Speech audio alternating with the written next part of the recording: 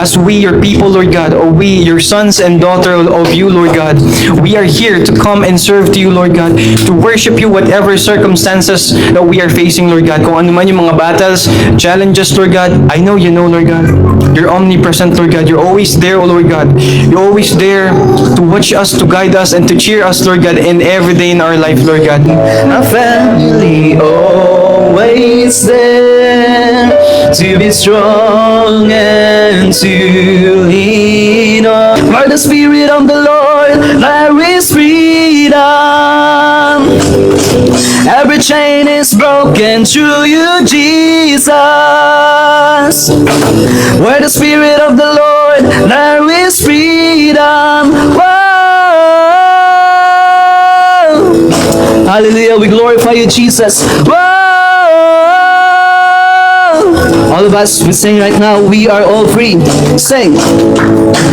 I'm free, I'm free, I'm free to dance and sing. I'm free, I'm free, I'm free to shout it out. I'm free, I'm free, I'm free to dance and sing. I'm free, I'm free, I'm free to worship you. I'm gonna worship you. Hallelujah. Sige po, taas natin mga kamay in the presence of our living God and start to worship the name of Jesus right now. Ngayon, sambahin mo ang Diyos sa Espiritu at katotohanan. Lord, I've come to know weaknesses I've seen in me will be stripped away by the power of your love. We sing. Hold me close, let your love surround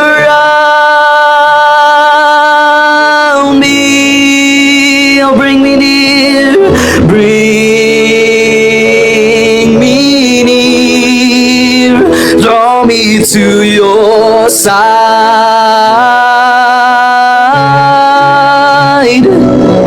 and as I wait, I rise up like that eagle, and I will soar with you. Your Spirit leads me on by the power of your love. Lord, unveil my eyes, let me see you face to face, the knowledge of your love as you live in me. We ask in the Lord, renew our minds. Lord, renew my mind as you will unfold in my life. We're living every day by the power of your love. We sing, hold me close, let your love surround me. Oh, bring me near, Jesus. Bring me near, draw me to your side. And as I wait, and as I wait, I'll rise up like that eagle, and I will soar with you. Your Spirit leads me on by the power of your love. Once again we sing, hold me close, hold me close, let your love surround me. Oh, bring me near, bring me to your side,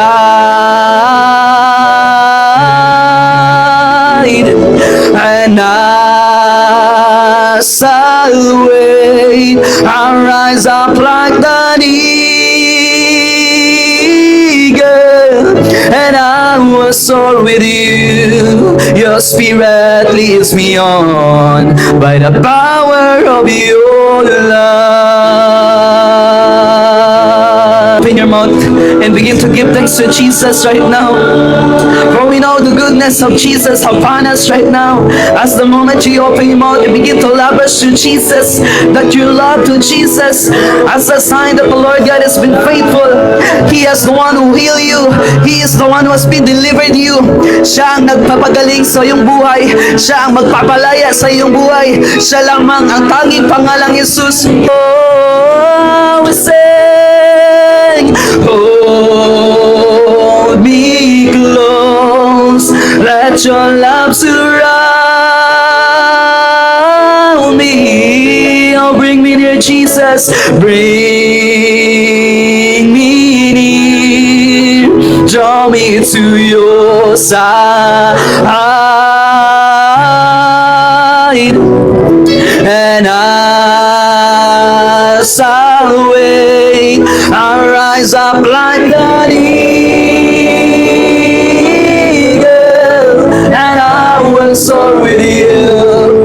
Your spirit leads me on by the power of your love, and I will soar with you. Your spirit leads me on by the power of your love.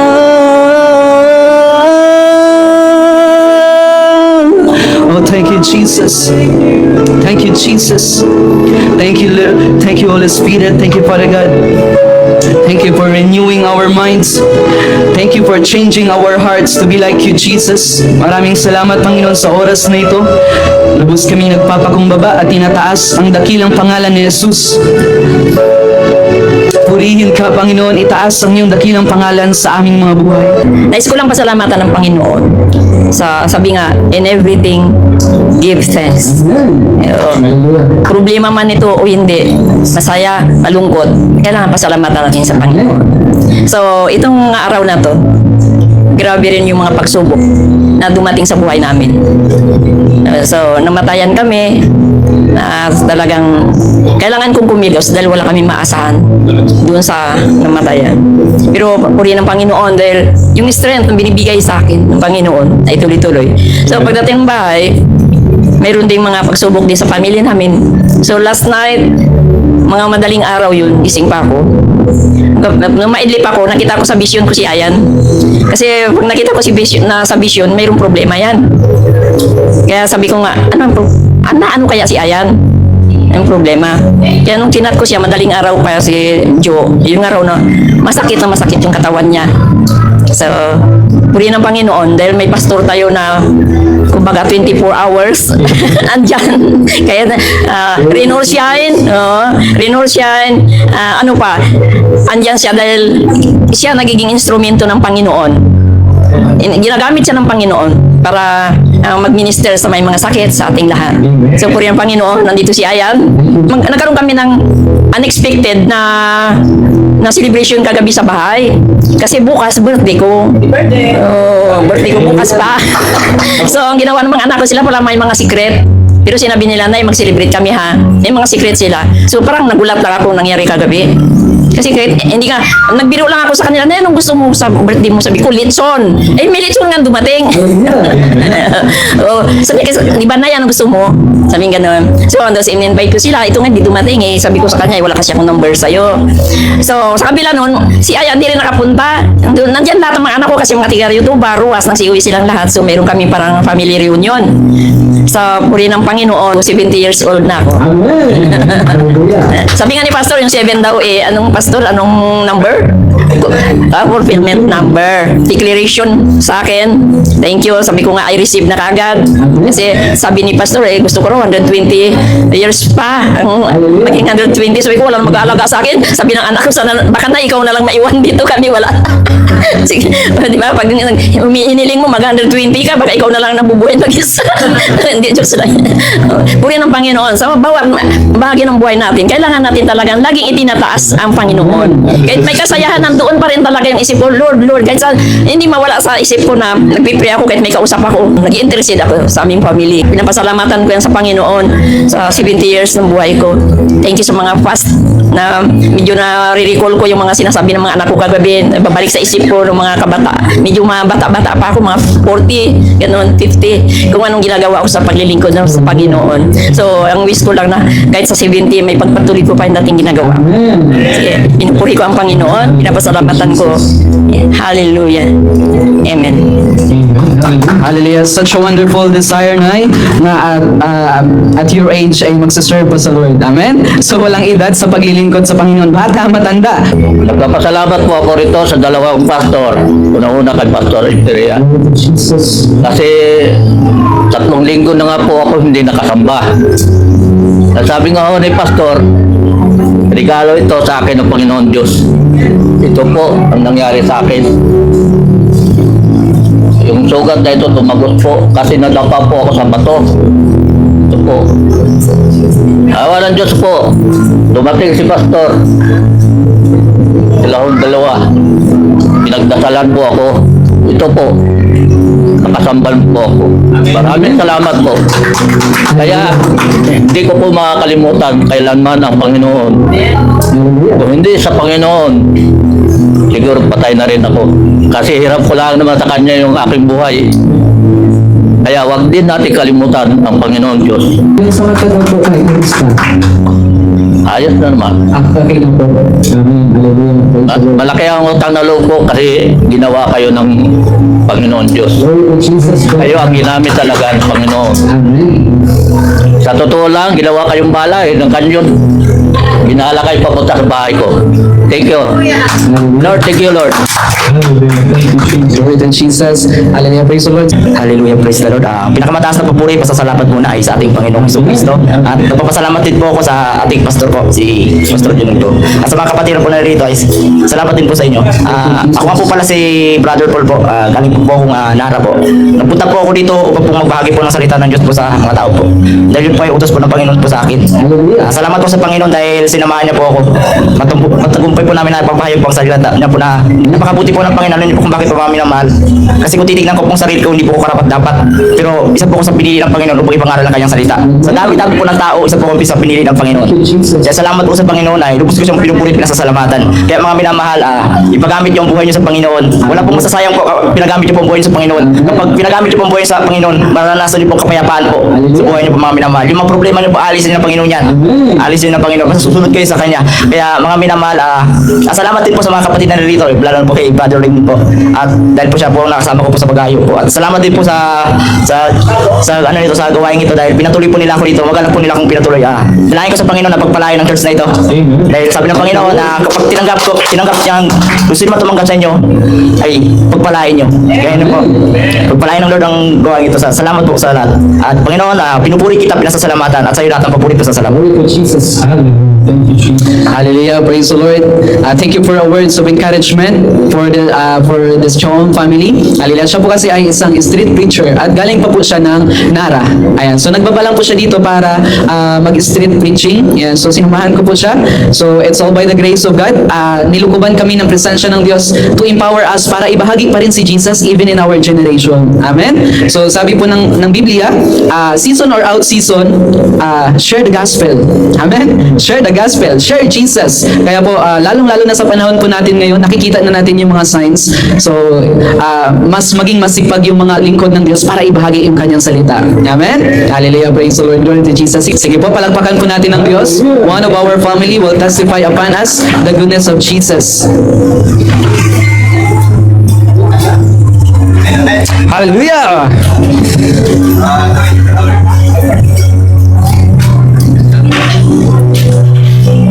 Good morning po. Good morning po. Morning. Kasi ako po, stroke ako. Pero na-stroke ako, yung age ko, 45. Ngayon, yung edad ko na ngayon, 57. Kaya sa age ng 45, na-enjoy ko yung buhay. Na, siyempre, walang sakit, may pamilya, may Panginoon din naglilingkuran. Kaya pag stroke ka na, limitado na. Kung saan mo na gusto, hindi mo na kaya. Pero yung pinaka-bottom line ng buhay, patuloy lang na maglingkod sa Panginoon. Kasi kahit anong kalagayan mo, pilay ka man, yun, pilay ka. Pero pagdating sa langit, hindi ka pilay. Babaguhin ka ng Panginoon. At saka kapwa ko na stroke, encourage ko, patuloy lang maglingkod sa Panginoon. Kasi lahat, ibibigay naman niya. Sa Diyos yung papuri. Amen po. Kagabi po, morning, pagkagising ko ng 10 a.m., which is, I thank for the Lord. Hindi sapat yung magpapasalamat ko.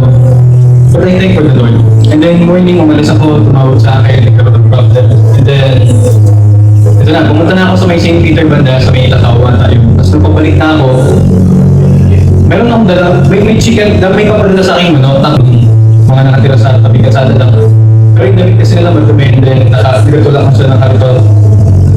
Tapos, syempre, dalawang isip ako, ito may bibigyan mo. Tapos, yun po. Binigay ko sa kanila yung manok na yan na yung pala yung pinapako sa akin ni Lord, para ibigay sa mga tao na yan. And it happens nung gabi po. Bumili ako ng prutas para kay Mama, para sa bawal ko.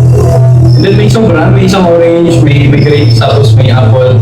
Nung pupunta na ako magpapangkang ng gabi na yun. Hindi ko alam kung dala ko yung apple, ay yung orange. And then may nakita na naman ako isang nagtutulak ng karton, tapos nagawa siya ng basura sa basurahan.